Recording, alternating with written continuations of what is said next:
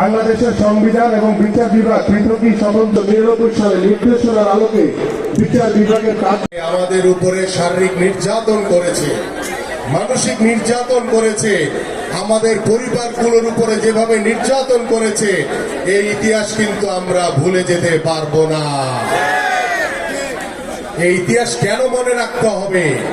কারণ বাংলাদেশ জাতীয়তাবাদী দল বিএনপি আজকে যখন রাষ্ট্র কাঠামো মেরামতের জন্য জাতির সামনে এই রূপরেখা নিয়ে দাঁড়িয়েছে, কিন্তু কিন্তু কিন্তু কিছু কতিপয় ষড়যন্ত্রকারী এবং বাংলাদেশে আজকে তো এখন কি আর কোনো আওয়ামী লীগ আছে বলেন তো?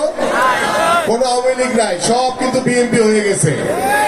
সেই নব্য বিএনপি বিভিন্ন জায়গায় বাংলাদেশের রাষ্ট্রীয় প্রতিষ্ঠানগুলোতে বসে, সংবাদ মাধ্যমে বসে তারা আপনাদের ভিতরে আনাচে কানাচে ঢুকে পাড়া মহল্লায় ষড়যন্ত্র করে বেড়াচ্ছে। সেই ষড়যন্ত্রের জন্য এই মানুষগুলোকে আপনাদেরকে সতর্ক থাকতে হবে এবং ওই মানুষগুলোকে, ওই ষড়যন্ত্রকারীদেরকে আইডেন্টিফাই করে তাদেরকে আইনের আওতায় আনতে হবে। কিন্তু কিছু কিছু জায়গায় আমরা দেখতে পাচ্ছি যে আমাদের বিএনপি নেতা কর্মীদের মাঝখানে কিছু আওয়ামী লীগার, কিছু নব্য বিএনপি অনুপ্রবেশ করার চেষ্টা করছে। কিন্তু আমি খুব দৃঢ়ভাবে আপনাদেরকে বলতে চাই, বাংলাদেশ জাতীয়তাবাদী দল বিএনপিতে এই ধরনের কোন অনুপ্রবেশকারী, কোন ষড়যন্ত্রকারীদের কোন স্থান নাই। যদি আপনাদের হাত ধরে কোন অনুপ্রবেশকারী বিএনপিতে ঢুকার চেষ্টা করে, আপনার মাধ্যমে যে ঢুকবে সবার আগে আপনাকে দল থেকে বহিষ্কার করা হবে। কারণ আপনার মতো এরকম নেতার বিএনপিতে প্রয়োজন নাই।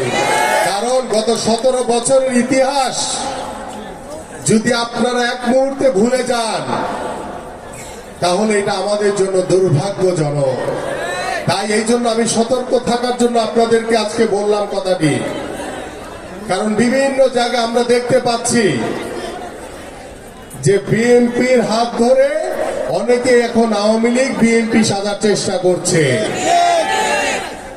এই আওয়ামী লীগ, এই অনুপ্রবেশকারীদের বিএনপিতে কোনো সুযোগ নাই। যদি আপনাদের কারো হাত ধরে আসে, এই গত ১৭ বছরের যে কষ্ট শ্রম এক মুহূর্তেই ধূলিসাৎ হয়ে যাবে আপনার।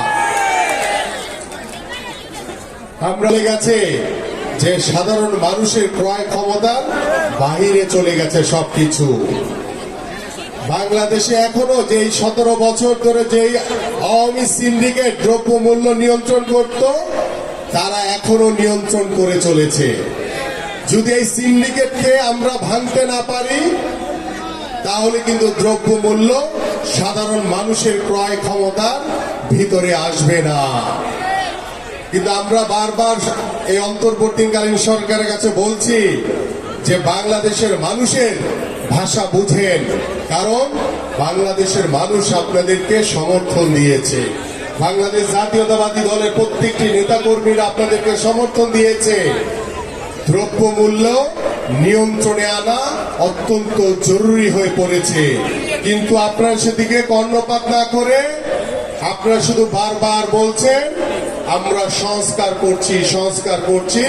সংস্কারের পরে তারা নাকি নির্বাচন দিবে। আরে ভাই, সংস্কার তো একটা চলমান প্রক্রিয়া।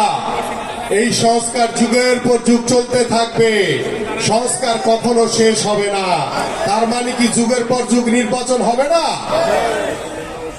নির্বাচন হতে হবে। কারণ গত ১৫ বছর ধরে বাংলাদেশের মানুষ, এদেশের সাধারণ মানুষ ভোট দিতে পারে নাই। বাংলাদেশের মানুষের নাগরিক অধিকার, সকলে ভোট দিতে চায়, এবং ভোটের মাধ্যমে নিজেদের পছন্দের নির্বাচিত সরকারকে ভোট দিয়ে জয়যুক্ত করতে চায়।